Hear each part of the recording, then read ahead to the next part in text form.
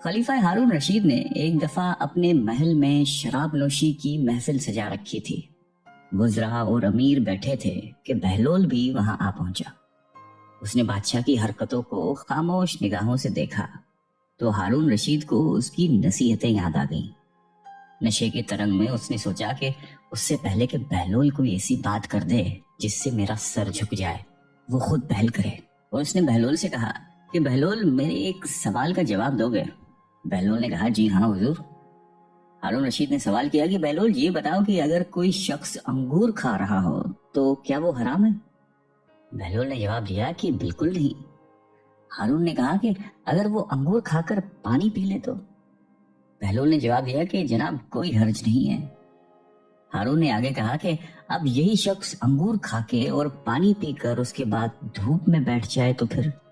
बहलोल ने जवाब दिया कि मोहतरम, कोई मुजायका नहीं है, जितनी देर चाहे बैठे। फिर आगे फरमाया कि तो फिर बहलोल, तुम खुद ही बताओ कि यही अंगूर और पानी कुछ अरसा धूप में रख दिए जाएं तो हराम क्यों हो जाते हैं? हारून रशीद ने बड़े फख्र के साथ अपना फलसफा बयान किया। अब बहलोल ने हारून से कहा कि अगर इजाजत हो तो मैं चंद सवालात आपसे करूं। हारून ने कहा कि जी इजाजत है। बहलोल ने सवाल किया कि आली जान, ये बताइए कि अगर किसी आदमी के सर पे थोड़ी सी मिट्टी डाल दी जाए तो क्या उसको कोई नुकसान पहुंचेगा? खलीफा हारून रशीद ने फौरन जवाब दिया कि नहीं। उसके बाद अगर उसके सर पे थोड़ा सा पानी डाल दें तो क्या उस शख्स को कोई तकलीफ होगी? हारून बोला कि नहीं, बिल्कुल नहीं होगी। फिर बहलोल बोला कि अगर उस मिट्टी और पानी को मिलाकर एक ईंट बनाई जाए और उस शख्स के सर पे मारी जाए तो क्या नुकसान होगा? तुम भी अजीब बातें करते हो बहलोल। हारून हंसा और कहा कि उसका तो सर ही फट जाएगा। तो फिर आली मकाम, अगर आप गौर फरमाएं तो आपको ये मालूम होगा कि जिस तरह मिट्टी और पानी मिलकर इंसान का सर फोड़ सकते हैं, उस तरह अंगूर और पानी भी मिलकर ऐसी चीज बना देते हैं जो हराम और नापाक है, जिसके पीने से इंसान की अक्ल मारी जाती है और उसके बुरे और भले की तमीज नहीं रहती। इसलिए इस्लाम ने इसके पीने वाले पर सजा वाजिब की है। बगदाद के एक बड़े बाजार में एक फकीर नानबाई की दुकान के सामने से गुजर रहा था। उसने हर तरह के खाने चूल्हों पर चढ़ाए हुए थे जिससे भाप निकल रही थी। उन खानों की खुशबू उनकी लज्जत का पता दे रही थी और इर्द गिर्द के गुजरने वालों को अपनी तरफ मुतवज्जा कर रही थी। बेचारे फकीर का दिल भी ललचाया, लेकिन गरीब के पास माल कहाँ था जो इन खानों की लज्जत खरीद सकता। लेकिन वहां से हटने का भी दिल नहीं चाह रहा था। खानों में इतनी खुशबू थी कि भूख पड़ रही थी। भलाखिर उसने अपने थैले को खोला, उसमें से सूखी हुई रोटी निकाली और खाने की देग की भाप से उसे नरम करके खाने लगा, जिसमें खाने की खुशबू बसी हुई थी। नानबाई चुपचाप ये तमाशा देख रहा था। जब फकीर की रोटी खत्म हुई और वो चलने लगा तो नानबाई ने उसका रास्ता रोककर कहा कि क्यों मस्टंडे, कहाँ भाग रहा है? ला मेरे पैसे निकाल। कौन से पैसे? फकीर ने हैरान होकर पूछा। अच्छा, कौन से पैसे? अभी जो तूने मेरे खाने की बाप के साथ रोटी खाई है वो क्या तेरे बाप की थी? उसकी कीमत कौन चुकाएगा? अजीब इंसान हो तुम, फकीर ने कहा। वो बाप तो हवा में उड़ रही थी। अगर मैंने उसके साथ रोटी खाकर खुद को बहलाने की कोशिश की है तो उसमें तेरा क्या गया जिसकी कीमत अदा करूं? बस बस, इधर उधर की बातें मत कर।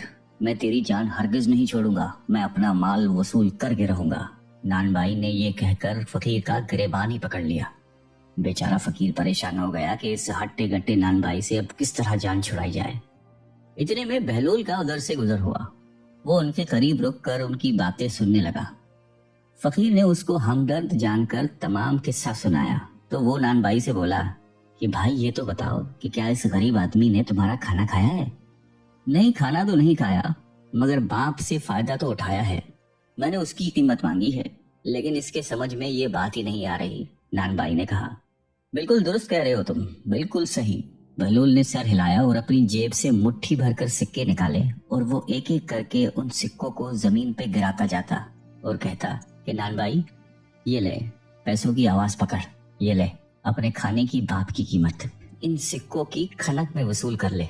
ले ये सुकून की आवाज तेरे खाने की खुशबू की कीमत है। इर्द गिर्द खड़े लोग हंस हंस कर पागल हो गए थे। नानबाई अपने खफत मिटाकर बोला कि ये पैसे देने का कौन सा तरीका है? बहलोल ने जवाब दिया कि अगर तू अपने खाने की बाप और खुशबू बेचेगा तो इसकी कीमत तुझे सिक्कों की आवाज की सूरत में ही अदा की जा सकती है। बहलोल दाना हमेशा की तरह एक दिन हारून रशीद को नसीहत करने के लिए शाही महल में आए। अगरचे उन्हें मालूम था कि इस मगरूर अब्बासी खलीफे के कानों पर जूं तक नहीं रेंगती, लेकिन आदत सी हो गई थी कि वो कभी कभार महल में आकर इशारों से खलीफे को समझाएं कि वो गलती पर है। हारून भी बहलोल की बातें सुनने का आदी हो चुका था। अगरचे वो चुभती हुई बातें करते थे और खलीफे के साथ गुस्ताखाना रवैया अख्तियार करते थे, उसके बावजूद भी हारून बहलोल की बातों को संजीदा नहीं लेता था। लेकिन अब की दफा बहलोल ने भारी महफिल में ऐसी हरकत की जिससे खलीफा बहुत नाराज हुआ यूं कि बहलोल दरबार में दाखिल हुआ तो देखा लोगों की एक बड़ी तादाद हारून के इर्द गिर्द बैठी हुई है। जिस तरफ बहलोल ने नजर दौड़ाई कहीं बैठने की जगह ही नजर नहीं आई।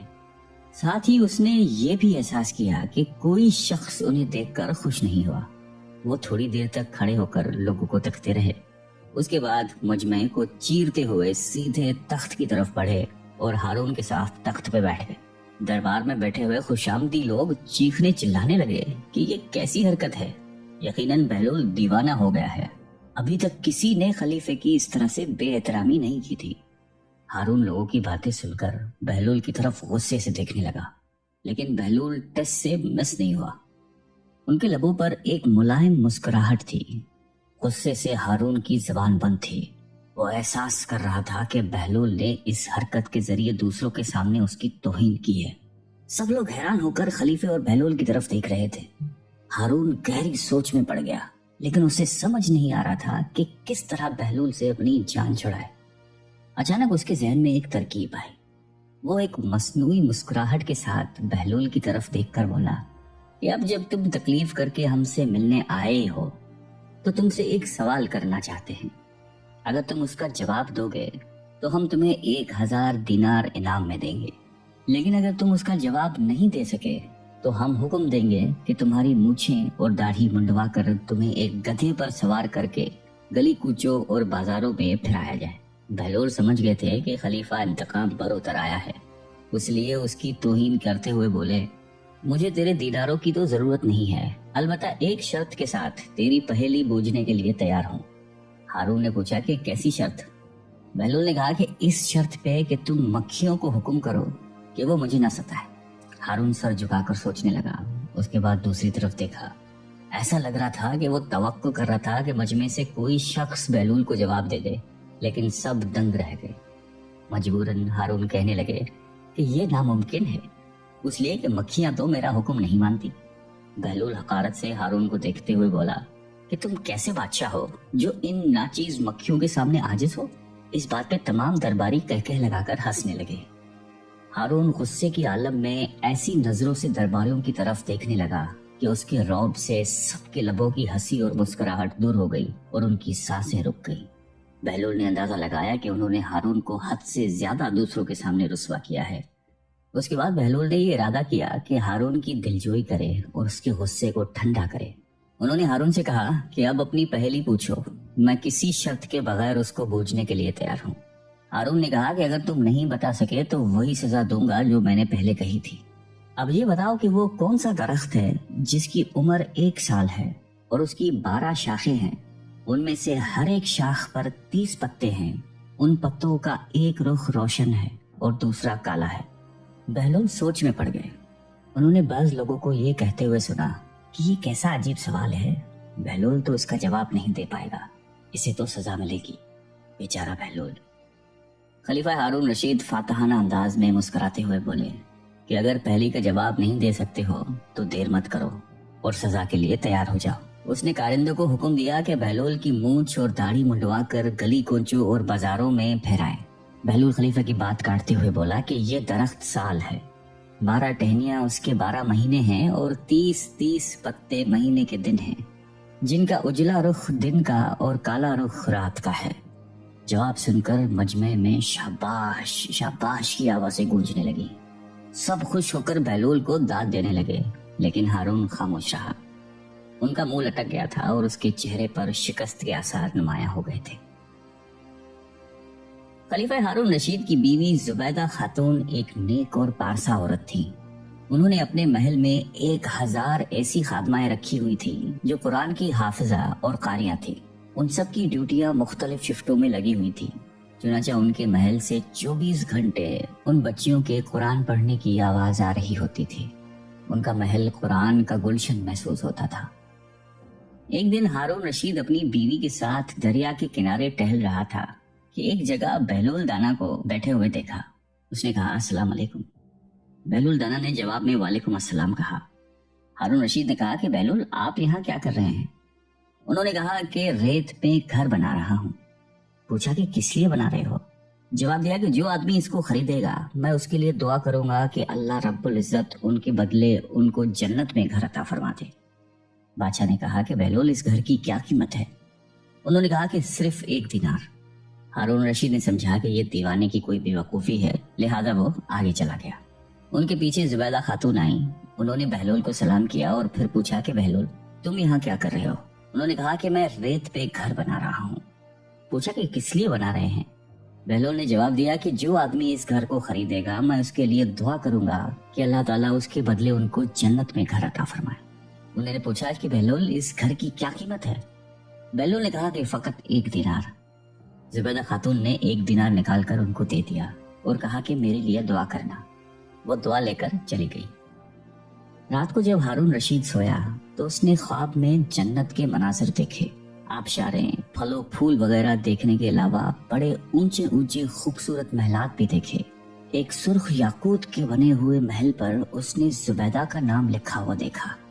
ہارون رشید نے سوچا کہ میں دیکھوں تو صحیح کہ یہ میری بیوی کا ہی گھر ہے۔ وہ محل میں داخل ہونے کے لیے جیسے ہی دروازے پر پہنچا تو ایک دربان نے ان کو روک دیا۔ ہارون رشید کہنے لگا کہ اس پر تو میری بیوی کا نام لکھا ہوا ہے، لہٰذا مجھے اندر جانے دیجیے۔ دربان نے کہا کہ نہیں، یہاں کا دستور الگ ہے۔ جس کا نام ہوتا ہے اسی کو اندر جانے کی اجازت ہوتی ہے، کسی اور کو اجازت نہیں ہوتی، لہٰذا تم کو داخل ہونے کی اجازت نہیں ہے۔ جب دربان نے ہارون رشید کو پیچھے ہٹایا تو اس کی آنکھ کھل گئی۔ بیدار ہونے پر فوراً خیال آیا کہ مجھے تو لگتا ہے بہلول کی دعا زبیدہ کے حق میں اللہ تعالیٰ نے قبول کر دی ہے۔ پھر اسے خود پر افسوس ہوا کہ میں بھی اپنے لیے ایک گھر خرید لیتا تو کتنا اچھا ہوتا۔ وہ ساری رات اسی افسوس میں کروٹیں بدلتا رہا۔ صبح ہوئی تو اس کے دل میں خیال آیا کہ آج پھر میں اس دریا کے کنارے جاؤں گا۔ اگر آج مجھے بہلول مل گیا تو میں بھی ایک گھر خرید لوں گا۔ چنانچہ وہ شام کو پھر اپنی بیوی کو لے کر چل پڑا۔ وہ بہلول کو تلاش کرتے ہوئے ادھر ادھر دیکھ رہا تھا کہ اچانک اس نے دیکھا کہ بہلول ایک جگہ بیٹھ کر اسی طرح مکان بنا رہے ہیں۔ ہارون رشید نے السلام علیکم کہا۔ بہلول نے کہا وعلیکم السلام۔ ہارون رشید نے پوچھا کہ کیا کر رہے ہو؟ بہلول نے کہا کہ میں گھر بنا رہا ہوں۔ ہارون رشید نے پوچھا کہ کس لیے؟ بہلول نے کہا کہ جو آدمی یہ گھر خریدے گا میں اس کے حق میں یہ دعا کروں گا کہ اللہ تعالیٰ اس کے بدلے اسے جنت میں گھر عطا فرمائے۔ ہارون رشید نے پوچھا کہ بہلول اس گھر کی کیا قیمت ہے؟ بہلول نے کہا کہ اس کی قیمت پوری دنیا کی بادشاہی ہے۔ ہارون رشید نے کہا کہ اتنی قیمت تو میں نہیں دے سکتا۔ کل تو آپ 1 دینار کے بدلے دے رہے تھے اور آج پوری دنیا کی بادشاہت مانگ رہے ہو۔ بہلول دانا نے کہا کہ بادشاہ سلامت، کل بن دیکھے کا معاملہ تھا اور آج دیکھا ہوا معاملہ ہے۔ کل بن دیکھے کا سودا تھا اس لیے سستا مل رہا تھا، آج چونکہ دیکھ کے آئے ہیں اس لیے اب اس کی قیمت بھی زیادہ دینی پڑے گی۔ بہلول دانا ایک مرتبہ قبرستان میں بیٹھے ہوئے تھے کہ کسی نے پوچھا کہ بہلول یہاں کیا کر رہے ہو؟ کہنے لگے کہ ایسے لوگوں کے پاس ہوں کہ ان کی صحبت مجھے تکلیف نہیں دیتی اور اگر ان سے دور رہوں تو یہ میری غیبت نہیں کرتے۔ پوچھنے والے نے دوبارہ کہا کہ مہنگائی بہت بڑھ گئی ہے، اس میں کمی کی دعا کریں۔ کہنے لگے کہ اللہ کی قسم مجھے تو کوئی پرواہ نہیں، چاہے گندم کی 1 دانے کی قیمت 1 دینار ہی کیوں نہ ہو جائے، اس لیے کہ اللہ پاک کا ہم پر حق ہے کہ ہم اس کے حکم کے مطابق اس کی عبادت کریں، اور اللہ پر ہمارا یہ حق ہے کہ وہ اپنے وعدے کے مطابق ہمیں رزق دے۔ جب رزق کی ذمہ داری اللہ پاک نے لی ہے تو مجھے فکر کرنے کی کوئی ضرورت نہیں ہے۔ کہتے ہیں ایک بار شیخ جنید بغدادی رحمۃ اللہ علیہ سفر کے ارادے سے بغداد روانہ ہوئے۔ حضرت شیخ کے کچھ مرید بھی ساتھ تھے۔ شیخ نے مریدوں سے پوچھا کہ تم لوگوں کو بہلول کا حال معلوم ہے؟ لوگوں نے کہا کہ حضرت وہ تو ایک دیوانہ ہے، آپ اس سے مل کے کیا کریں گے؟ شیخ نے جواب دیا کہ ذرا بہلول کو تلاش کیجئے، ہمیں ان سے کام ہے۔ مریدوں نے شیخ کے حکم کی تکمیل کی۔ تھوڑی جستجو کے بعد ایک صحرا میں حضرت بہلول کو ڈھونڈ نکالا اور شیخ کو اپنے ساتھ لے کر وہاں پہنچے۔ شیخ جنید بغدادی جب بہلول کے سامنے گئے تو دیکھا کہ حضرت بہلول سر کے نیچے اینٹ رکھ کر لیٹے ہوئے ہیں۔ شیخ نے سلام کیا تو بہلول نے جواب دے کر پوچھا کہ تم کون ہو؟ شیخ نے جواب دیا کہ میں جنید بغدادی ہوں۔ تو اے ابو قاسم، تم ہی وہ شیخ بغدادی ہو جو لوگوں کو بزرگوں کی باتیں سکھاتا ہے؟ جی ہاں، کوشش ضرور کرتا ہوں، شیخ نے جواب دیا۔ بہلول نے پوچھا کہ اچھا تو تم اپنے کھانے کا طریقہ تو جانتے ہوگے؟ جنید بغدادی نے کہا کہ کیوں نہیں، بسم اللہ پڑھتا ہوں اور اپنے سامنے کی چیز کھاتا ہوں، چھوٹا نوالا بناتا ہوں، آہستہ آہستہ چباتا ہوں، دوسرے کے نوالے پر نظر نہیں ڈالتا اور کھانا کھاتے وقت اللہ کی یاد سے غافل نہیں ہوتا۔ پھر دوبارہ کہا کہ جو لقمہ بھی کھاتا ہوں الحمدللہ کہتا ہوں، کھانا شروع کرنے سے پہلے ہاتھ دھوتا ہوں اور فارغ ہوتے ہی ہاتھ دھوتا ہوں۔ یہ سن کر بہلول اٹھ کر کھڑے ہوئے اور اپنا دامن شیخ کی طرف جھڑک دیا۔ پھر ان سے کہا کہ تم تو انسانوں کے پیر و مرشد بننا چاہتے ہو اور یہ حال ہے کہ اب تک کھانے پینے کا طریقہ بھی نہیں جانتے۔ یہ کہہ کر بہلول نے اپنا راستہ لے لیا۔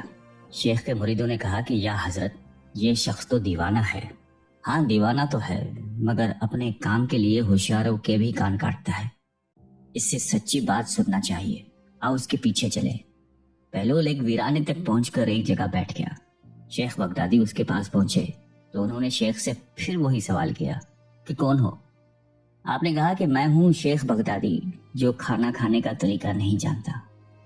بہلول نے کہا کہ خیر، تم کھانا کھانے کے آداب سے تو ناواقف ہو، لیکن گفتگو کا طریقہ تو جانتے ہی ہوگے۔ شیخ نے جواب دیا کہ جی ہاں، جانتا تو ہوں، ہر ایک بات ایک اندازے کے مطابق کرتا ہوں، بے موقع اور بے حساب نہیں بولتا، سننے والوں کی سمجھ کا اندازہ کر کے خلق خدا کو اللہ اور رسول کے احکام کے بارے میں بتاتا ہوں۔ یہ خیال رکھتا ہوں کہ اتنی باتیں نہ کہوں کہ لوگ مجھ سے بیزار ہو جائیں، باطنی اور ظاہری علوم کے نقطہ نظر میں رکھتا ہوں۔ اس کے ساتھ گفتگو کے آداب سے متعلق کچھ اور باتیں بھی بیان کی تو بہلول نے کہا کہ کھانا کھانے کے آداب تو ایک طرف، تمہیں تو بات کرنے کا بھی ڈھنگ نہیں آتا۔ پھر شیخ سے منہ پھیر کر ایک طرف چل دیے۔ مریدوں سے خاموش نہ رہا گیا اور انہوں نے کہا کہ یا حضرت، یہ شخص تو دیوانہ ہے، آپ دیوانے سے بھلا کیا توقع رکھتے ہیں؟ حضرت جنید بغدادی نے کہا کہ مجھے تو اس سے ابھی اور کام ہے، تم لوگ نہیں سمجھ سکتے۔ اس کے بعد شیخ نے پھر بہلول کا پیچھا کیا۔ بہلول نے رک کر پیچھے مڑ کر دیکھا اور کہا کہ تمہیں کھانا کھانے اور بات کرنے کے آداب نہیں معلوم، سونے کا طریقہ تو تمہیں معلوم ہی ہوگا۔ شیخ نے کہا کہ جی ہاں، معلوم ہے، جب میں عشاء کی نماز اور درود و وظائف سے فارغ ہو جاتا ہوں تو سونے کے کمرے میں چلا جاتا ہوں۔ یہ کہہ کر شیخ نے سونے کے وہ آداب بیان کیے جو انہیں بزرگان دین کی تعلیم سے حاصل ہوئے تھے۔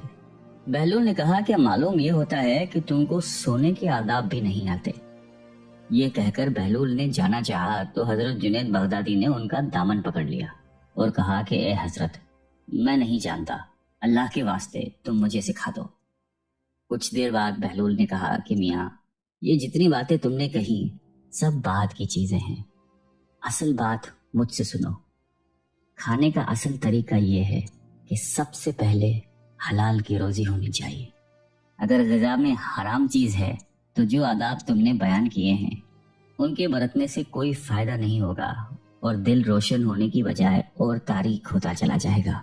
شیخ جنید نے بے ساختہ کہا کہ جزاک اللہ۔ پھر بہلول نے بتایا کہ گفتگو کرتے وقت بھی سب سے پہلے دل کا پاک اور نیت کا صاف ہونا ضروری ہے، اور اس کا بھی خیال رہے کہ جو بات کہی جائے اللہ کی رضامندی کے لیے ہو۔ اگر کوئی دنیاوی لگاؤ کی فضول قسم کی بات ہو تو خواہ تم کتنے ہی اچھے الفاظ میں کہو، تمہارے لیے وبال بن جائے گی۔ اس لیے ایسے کلام سے خاموشی بہتر ہے۔ اسی طرح سونے کے متعلق جو تم نے مجھ سے کہا وہ بھی اصل مقصود نہیں ہے۔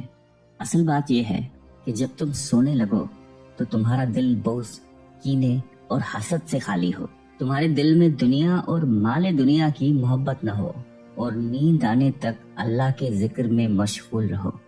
حضرت بہلول دانا کی بات ختم ہوتی ہی حضرت جنید بغدادی نے ان کے ہاتھوں کو بوسہ دیا اور ان کے لیے دعا کی۔ حضرت جنید بغدادی کے مرید یہ منظر دیکھ کر حیران رہ گئے۔ انہیں اپنی غلطی کا احساس ہوا اور یہ بات ان کے سمجھ میں آ گئی کہ ہر شخص کو چاہیے کہ وہ جو بات نہ جانتا ہو اسے سیکھنے میں ذرا بھی نہ شرمائے۔ ایک بار جناب بہلول دانا کسی نخلستان میں تشریف رکھتے تھے۔ ایک تاجر کا وہاں سے گزر ہوا۔ وہ آپ کے پاس آیا، سلام کر کے سامنے بیٹھ گیا اور انتہائی ادب سے گزارش کی کہ حضور، تجارت کی کون سی ایسی چیز خریدوں جس میں نفع ہو؟ بہلول نے فرمایا کہ کالا کپڑا خرید لو۔ تاجر نے شکریہ ادا کیا اور الٹے قدموں واپس چلا گیا۔ جا کر اس نے علاقے میں دستیاب تمام کالا کپڑا خرید لیا۔ کچھ دنوں بعد شہر کا بہت بڑا آدمی انتقال کر گیا۔ ماتمی لباس کے لیے سارا شہر کالے کپڑے کی تلاش میں نکلا ہوا تھا۔ اب کپڑا سارا اس تاجر کے پاس ذخیرہ تھا۔ اس نے منہ مانگے داموں پر فروخت کیا اور اتنا نفع کمایا کہ جتنا ساری زندگی نہیں کمایا تھا، اور بہت ہی امیر و کبیر ہو گیا۔ کچھ عرصے بعد وہ گھوڑے پر سوار کہیں سے گزرا۔ جناب بہلول وہاں تشریف رکھتے تھے۔ وہ وہیں گھوڑے پر بیٹھے بولا، او دیوانے، اب کی بار کیا لوں؟ بہلول نے فرمایا کہ تربوزے لے لو۔ وہ بھاگا گیا اور ساری دولت سے پورے ملک کے جتنے تربوزے تھے وہ خرید کے ذخیرہ کر لیے۔ ایک ہی ہفتے میں سب خراب ہو گئے اور وہ کوڑی کوڑی کو محتاج ہو گیا۔